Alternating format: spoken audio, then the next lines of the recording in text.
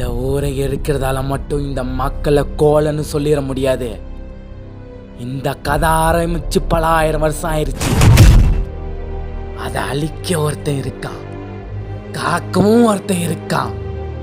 கடல் தாண்டி வந்திருக்கேன் ஈழமா. அழிக்க ஒருத்தன் இருக்கான், அதை காக்கவும் ஒருத்தன் இருக்கான்.